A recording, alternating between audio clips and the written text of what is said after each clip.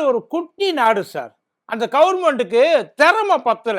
அதனால தான் கலவரத்த கண்ட்ரோல் பண்ண முடியாம கவர்மெண்ட் காலி ஆயிடுச்சு அப்படின்னு சொல்லி நெறைய அந்த இதெல்லாம் வந்து தியரியெல்லாம் அடிச்சுக்கிட்டு இருக்காங்க. பெரிய நாடோ, சின்ன நாடோ சார்.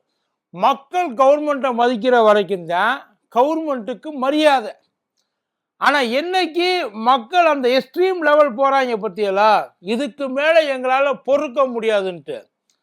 அன்னைக்கு கவர்மெண்ட் அது எந்த பெரிய நாடா இருந்தாலும் சரி, எவ்வளவு பெரிய நாடா இருந்தாலும் சரி, மக்கள் ஒண்ணு சேர்ந்து ஒரு முடிவு எடுத்துட்டாங்கன்னா, கிழிஞ்ச செருப்பு மாரி தூக்கி போட்டு போயிருவாங்க.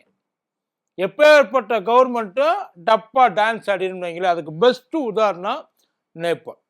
நம்மள சுத்தி இருக்க நாட்டுல ஏதோ நேபாள் தான் மொத நாடுன்ற மாரி பேசிட்டு இருக்காங்க. நெறைய நடந்துச்சு. ஸ்ரீலங்கா நடந்துச்சு, இந்தோனேஷியா நடந்துச்சு, பாகிஸ்தான் நடந்துச்சு, பங்களாதேஷ் நடந்துச்சு. இப்போ இங்க நேபாள் நடக்குது. ஆனா இந்த நேபாளுக்கு ஒரு காரணம் சொல்றாங்க. Social media ban. வெறும் இந்த சோசியல் மீடியா பேன்னால மட்டும் கவர்மெண்ட் ஆட்டம் கண்டு போச்சா என்ன? அதனால மக்கள் கொதிச்செழுந்து மக்கள் போராட்டமா மாறி பெரிய ஒரு ரெவல்யூஷன் கிரியேட் ஆகி கவர்மெண்ட் கவுத்துட்டாயெல்லாம் என்ன? வெறும் அது வந்து ஒரு சின்ன ட்ரிகர் பாயிண்ட் சார். வெறும் trigger point social media ban. அதுக்கு உள்ள அவங்களுக்கு கிட்டத்தட்ட 25-30 வருஷம் காண்டு. அங்க இருக்கிற இப்ப இந்த ஜென்சி இறங்கி ஏன் போராடணும்? இந்த போராட்டத்தை முன்னெடுத்து போனது ஜென்சி. அவங்களுக்கு இந்த கவர்மெண்ட் மேல ஏன் அவ்வளவு காண்டு? ஒண்ணும் கிடையாது. அவங்க நிறைய இப்ப இது நேபாள் கவர்மெண்ட் கொஞ்ச நாளைக்கு முன்னாடி ஒரு புதிய கான்ஸ்டியூஷனையே உருவாக்குச்சு. அதாவது இங்க இருக்க நிலப்பரப்பு இந்தியா பக்கம் இருக்கிறது எல்லாத்தையும் எடுத்துக்கிட்டு ஐயா ஒளி இருக்காப்புல இல்ல, ஒளித தொடர்ந்து பிரதமர் அவர்தான். அவர் கையில இருந்து நேபாள யாரும் வந்து பறிக்க முடியாது. நேபாள் அவரை கட்டி பிடிச்சிக்கிடுச்சு, அவர் நேபாள இருக்க கட்டி பிடிச்சிக்கிட்டாப்புல. ஒரு 3-4 பேர் இருக்காங்க. அவர் இந்த ஃபைனான்ஸ் மினிஸ்டர் பிஸ்வாஸ், அப்புறம் பிரசிடென்ட் அவரு, இவங்க எல்லாருமா சேர்ந்து நேபாள ரொம்ப நாளா நல்லா உட்கார்ந்து ஆண்டுகிட்டு இருக்காங்கன்னு வைங்களேன். இவங்க நிறைய சேஞ்சஸ் கொண்டு வந்தாங்க. ஆனா நிறைய சேஞ்சஸ் கொண்டு வந்தாலும் அது எதுவுமே அங்க இருக்கிற மக்களுக்கு பயன்படுற மாதிரி தெரியல. கண்ணுக்கு முன்னாடி எல்லாம் பண்றாங்க. ஊழல் நடக்குது, அரசாங்கம் ஊழல் பண்ணுது, அரசியல்வாதிகள் ஊழல் பண்றாங்க, அரசியல்வாதிகளோட புள்ளைய பயங்கர ராச வாழ்க்கை வாழ்றாங்க நேபாளில். அது நேபாளில் மட்டும் நினைச்சா அது நம்மளோட தப்பு. கிட்டத்தட்ட இருக்கிற எல்லா நாட்டிலையுமே, முக்கியமா நம்ம நாட்டில் அரசியல்வாதிகள் நாட்டை ஆள்றாங்களா இல்லையான்றது தெரியல. அரசியல்வாதிகளோட பிள்ளைகள் நாட்டை ஆண்டு தீக்குறாங்க, அனுபவிக்கிறாங்கன்னு வைங்களேன். ஒண்ணுமே பண்ண முடியும். அது சாதாரண கவுன்சில் ஆரம்பிச்சு போகும், மேல உச்சி வரைக்கும் போகும். அத்தனை பேருக்கும் அவங்க வந்து அந்தந்த ஊரை வந்து எழுதி கொடுத்துட்டாங்க. என்ன வேணாலும் பண்ணிக்கலாம், யாரும் எதுவும் அவங்கள தொட கூட முடியாது. அந்த மாதிரி ஒரு ராச வாழ்க்கை. முக்கியமா இந்த நெப்போட்டிசம்னு போட்டிருக்காங்க இல்ல, இப்ப இந்த நெப்போ கிட்ஸ்ன்னு ஒண்ணு வந்து அதுதான் பயங்கரம். அதுதான் அவங்களுக்கு காண்டு. ஏன்னா ஊருக்குள்ள நேபாளுக்குள்ள வேலை வாய்ப்புன்றதே இல்லாம போயிடுச்சு. எக்கனாமிக்கு ரொம்ப டவுனு. காசுக்கு சோத்துக்கு கஷ்டப்படுறாங்க. ஒரு நாளைக்கு நேபாளத்துல இருந்து குறைஞ்சது 2000 பேர் வெளிநாட்டுக்கு கிளம்பி போறாங்க இல்லீகலா. இன்னொரு இன்ஃபர்மேஷன் வேற, இந்த உக்ரைன் ரஷ்யா போர் இருக்குல்ல, அதுக்கு கூலிப்படையா போறது கூட நேபாளில இருந்து கிளம்பி போயிருக்காங்க. பார்த்தேன், கூலிப்படையா. எல்லாம் படிச்சவங்க, அத்தனை பேர் வந்து எஜுகேட்டட் ஃபெல்லோஸ். ஆனா எல்லாரும் வேற வழி இல்லை. உள்ளூருக்குள்ள பிழைக்க முடியல, வெளியூருக்குள்ள போனாலும் பிழைக்க முடியாது. இருக்கிற ஒரே வழி அது ஒண்ணுதான். அதனால அதுக்கு போயிடுறாங்க. இதெல்லாம் ஒண்ணு சேர்ந்து ஒரு பாயிண்ட்ல என்ன பண்றாங்க, இது எல்லாத்தையுமே வந்து எக்ஸ்போஸ் பண்றதுக்கு சோசியல் மீடியா ஒரு பெரிய டூலா இருக்குது. அது ஃபேஸ்புக்கா இருக்கட்டும், யூடியூபா இருக்கட்டும், ட்விட்டரா இருக்கட்டும், மெசஞ்சரா இருக்கட்டும், இன்ஸ்டாவா இருக்கட்டும், எது வேணாலும் இருக்கட்டும். இது எல்லாமே அந்த அரசியல்வாதிகளோட ஒட்டுமொத்த அந்த அந்த பகட்டு வாழ்க்கை, அந்த ராச வாழ்க்கை வாழ்றாங்க இல்லையா, அவங்க எப்படி வாழ்றாங்க, நாம எவ்வளவு கஷ்டப்படுறோம் அப்படின்றத ஒரு ஜெனரல் காமன் பிளாட்ஃபார்ம்ல டிஸ்கஸ் பண்ணணும். அதுக்கு சோசியல் மீடியா இருந்துச்சு. இவங்களே வந்து நிறைய போட்டிருக்காங்கல்ல, ரீல்ஸ்ல, டிக்டாக்ல ஏகப்பட்ட விஷயங்கள் அந்த அரசியல்வாதிகளோட பிள்ளைய இருக்கு இல்லையா, அதுகளே நிறைய எடுத்து போட்டிருக்கு. என்னென்ன மாதிரியான வாழ்க்கை அவங்க வாழ்ற, இதை பார்க்க பார்க்க பார்க்க வெறுப்பாகுது. இத இந்த ஜென்சின்னு நம்ம சொல்றோம். ஆனா இந்த ஜென்சியை லீட் பண்றது யார் தெரியுமா? ஒரு 90s, இன்னும் சொல்ல போனா 80s கிட்ஸ். அந்த ஒரு மனுஷன் சுதன் குருங் அப்படின்னு சொல்லிட்டு ஒரு மனுஷன், அவரு ஒரு அமைப்பை வந்து 2015 ஃபார்ம் பண்றாப்புல, ஹமி நேபாள் அப்படின்ட்டு. அது நேபாளில் ஒரு நிலநடுக்கம் வந்தப்ப அந்த நிலநடுக்கத்தில் தன்னோட பையனையும் பறி கொடுத்து அவர் உட்கார்ந்துருக்காரு. அவர் தான் இந்த அமைப்பை ஒரு தன்னார்வலா இப்போ என்ஜிஓவா வந்து ரன் பண்றார். அது ஆரம்பிக்கிறப்ப பொலிட்டிக்கல் பார்ட்டியாவோ ஒரு ரெவல்யூஷன் பார்ட்டியாவோ இல்ல ஒரு ஆக்டிவிஸ்டாவோ அவர் ஆரம்பிக்கல, ஒரு தொண்டு நிறுவனமா ஆரம்பிச்சிருக்காப்புல. அவர் நிறைய இது வரைக்கும் உதவிகள், அந்த அமைப்பு மூலமா நிறைய உதவிகள் அவர் இது வரைக்கும் பண்ணிக்கிட்டு வந்திருக்காரு.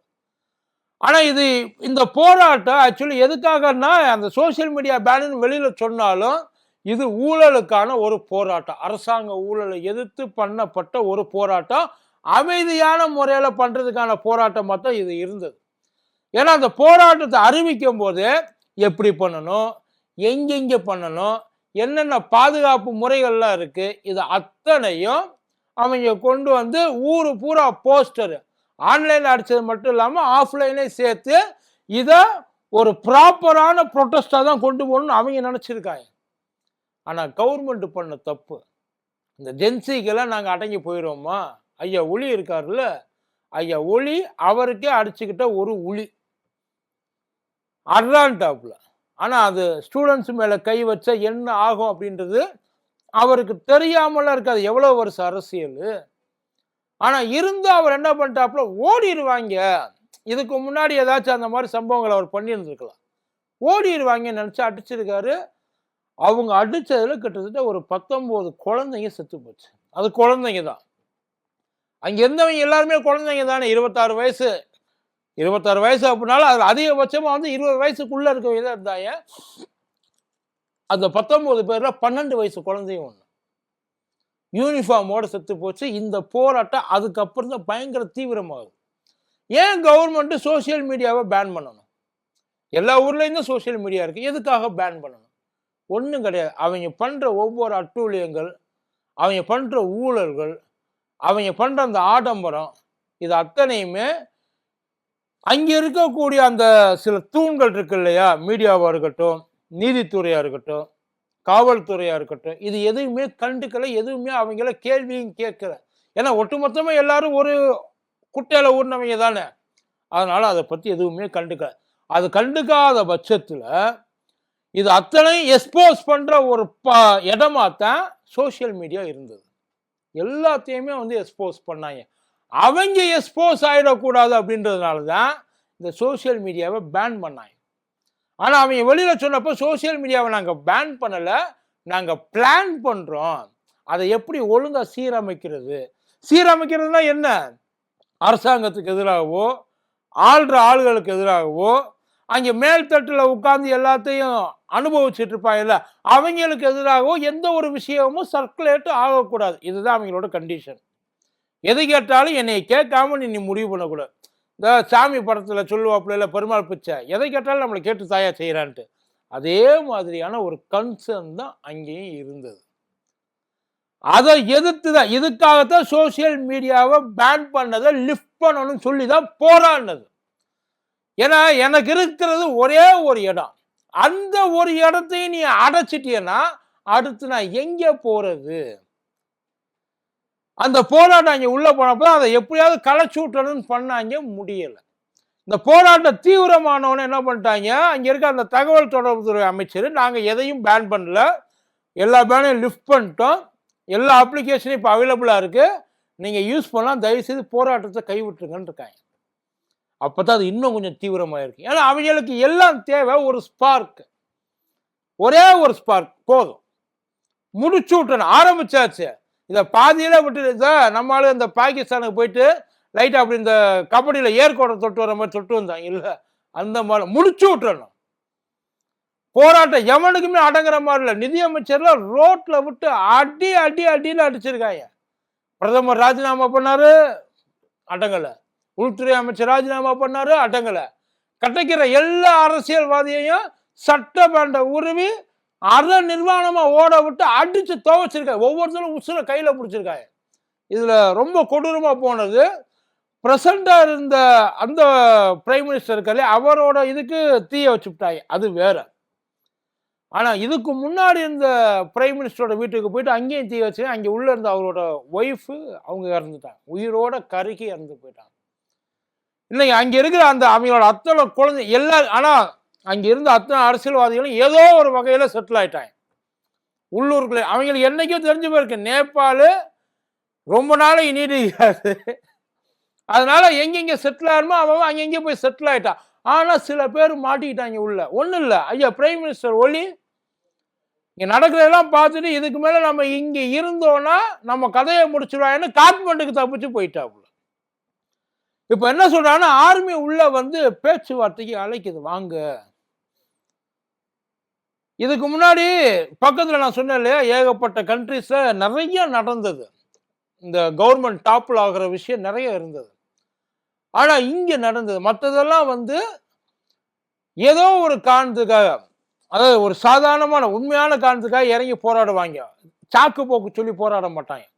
ஸ்ரீலங்கா பொருளாதார பிரச்சனை, பாகிஸ்தான்ல இவங்களோட சதி, அது ஒண்ணுமே பண்ண, பங்களாதேஷ் கேட்கவே வேண்டாம், இடஒதுக்கீடு பிரச்சனை அங்கேருந்து ஆரம்பிச்சது. ஆனா இந்த ஒரு விஷயத்த நேபாள் கொஞ்சம் கூட எதிர்பார்க்கவே இல்லை. ஏன்னா நேபாள் எப்பயுமே இந்தியா கூட வந்து ரொம்ப நல்ல ரிலேஷன்ஷிப்ல இருக்கும். இவ்வளவு நேபாள் எலெக்ஷன் முடிஞ்சதுக்கப்புறம் பிரைம் மினிஸ்டரா பதவி ஏற்றதுக்கு அப்புறம் முதல்ல அந்த பிரைம் மினிஸ்டர் வரக்கூடிய நாடு இந்தியா தான். ஆனா இந்த முறை அவர் இந்தியாவுக்கு வராமல் சைனா போயிட்டார் ஐயா ஒலி. அவரோட இவ்வளோ ஆப் பேன் பண்ணாங்க இல்லை, அந்த ஆப்பெல்லாம் அதில் இந்த டிக்டாக்கு, வீடாக்கு, அப்புறம் இன்னும் ஒரு 2-3 ஆப் இருக்கு, இந்த நிம்பூஸு, இதெல்லாம் வந்து பேன் கிடையாது. அது ஏன் அப்படின்னா ஐயா சைனா விசிட் காரணம், அதுவும் ஒரு காரணம். இது எல்லாமே இருந்திருக்கு. அவங்க கொஞ்சம் கூட கீழே இருக்க மக்களை நினைக்கவே இல்லை. அவங்களும் எவ்வளவோ போராடி பார்த்துட்டாங்க, வாழணும்ல, வாழ வழி இல்லை அப்படின்றப்ப இறங்கி ஸ்ட்ரீட்ல போராடினதுக்கு அப்புறம் தான் விபரீதமாக இருக்கு. இப்போ அடுத்து நேபாள், அதாவது ஆர்மி பேச்சுவார்த்தைக்கு கூப்பிட்டாலும் இன்னும் நாடாளுமன்றம் கலைக்கப்படல. அதாவது எல்லாம் தப்பிச்சு ஓடிட்டாங்க. பட் இருந்தாலும் அபிஷியலா எதுவும் இல்லை, வெயிட் பண்ணுங்க. இந்த நேரத்தில் தான் இடையில ஒருத்தர் என்டையர் வேர்ல்டு ரெக்கார்ட்லேயே மேபி இளம் பிரதமர் ஆகக்கூடிய வாய்ப்புக்கு அவருக்கு இருக்கு. 35 36 தான் வயசு. பால்னே அப்படின்னு சொல்லிட்டு, அதாவது அவரோட பேர் வந்து பாலேந்திர ஷா, பாலேன் அப்படின்னு வந்து செல்லம் அவரை கூப்பிடுறாங்க. பேசிக்கா இவர் வந்து ஒரு ரேப்பர், நல்ல ரிச்சான ஃபேமிலி, இந்தியாவிலேயும் வந்து படிச்சுட்டு போயிருக்காப்புல. அவருக்கு இந்த பாட்டு மியூசிக்ல அவ்வளவு இன்ட்ரெஸ்ட். நம்ம ஊர்ல நிறைய ரேப்பர்ஸ் இருக்காங்க, அந்த மாதிரி நேபாளில் அவர் வந்து விரல் விட்டு எண்ணக்கூடிய ரேப்பர்ஸ்ல அவரும் ஒருத்தர், ஃபர்ஸ்ட்ல வந்துருவாப்புல. அவர் நிறைய அதுக்கு முன்னாடி அவரோட பாட்டுகள் அரசியலில் நிறைய பேசியிருக்காரு. அவர் இந்த போராட்டத்துக்கு ஒரு முக்கியமான ஆதரவு, என்ன வயசு காரணமா வர முடியல, ஆனா அவங்களோட போராட்டம் நியாயமானது, அந்த போராட்டத்துக்கு நீங்க காது கொடுத்து கேட்கணும், ஐயா ஒலி அவசியம் அவங்கள பார்த்து பேசணும் அப்படின்னு சொல்லி ட்வீட் பயங்கர வைரல். அவ்வளோ சப்போர்ட் அவருக்கு. இதுல என்ன ஒரு அல்டிமேட்டான விஷயம்னா, இந்த பேலன் இருக்கார்ல, அவரு காத்மண்டோட மேயர். காத்மண்ட்ல பல வருஷமா காலூனி நின்ன, இப்போ நம்ம ஊர் அதிமுக திமுக அந்த மாதிரி வச்சுங்களேன், அந்த கட்சிகளை தனி ஒரு ஆளா நின்று அடிச்சு ஓரமா கூட இல்லை, ஊரை விட்டு ஓட விட்டாப்லன்னு வச்சுக்கோங்க. நின்று கிட்டத்தட்ட 61,000 வாக்குகள் வித்தியாசம் ஜெயிச்சு மேயர் ஆயிருக்காப்புல. நேபாளத்தோட அடுத்த பிரதமரா அவர் தான் வரணும்னு ஒட்டுமொத்த நேபாளும் இப்போ ஒன்று திரண்டு அவரை வந்து கூப்பிட்டுக்கிட்டு இருக்கு, வாங்க, டைம் டு லீட், எங்களை நீங்க ஆளுங்க அப்படின்னு சொல்லி அவர்கிட்ட பேசிக்கிட்டு இருக்காங்களா. ஆனா இது அத்தனைக்கும் காரணம் பொதுமக்கள் கிடையாது. நல்லா தெரிஞ்சுங்க. போராட்டக்காரர்கள் கிடையாது. கலவரக்காரர்களும் கிடையாது. அங்க பொதுமக்கள் தான் போராட்டக்காரர்களா மாறினாங்க. போராட்டக்காரர்களை கவர்மெண்ட் கலவரக்காரங்களா மாத்தி விட்டுருச்சு. இது அத்தனைக்கும் காரணம் அரசாங்கம். மக்களை வழிநடத்த தெரியாத ஒரு அரசாங்கம். மக்களோட தேவை என்னன்னு புரியாத ஒரு அரசாங்கம். தன்னோட தேவைகளை மட்டுமே பூர்த்தி பண்ணிக்கிட்ட ஒரு அரசாங்கம். இது அவங்கள சொல்லி ஒரு குத்தம் இல்லை. வாழ வழி இல்லாத நாட்டில் எவன் ஆண்டா என்ன? எதுக்கு ஆளணும்? எதுக்கு முதல்ல ஒரு தலைமை உட்கார்ந்துருக்கணும்? அவனுக்கு என்ன தேவையோ அது அவனுக்கு தெரியாம இருக்கும். உனக்கு இது தாண்டா தேவைன்னு சொல்லி அவனோட தேவையை பூர்த்தி பண்ணி வைக்கணும். கஷ்டம் மட்டும்தான் அவன் கண்ணுக்கு தெரியும். அந்த கஷ்டத்துக்கான சொல்யூஷன் என்னன்றது அவனுக்கு கடைசி வரைக்கும் தெரியாது.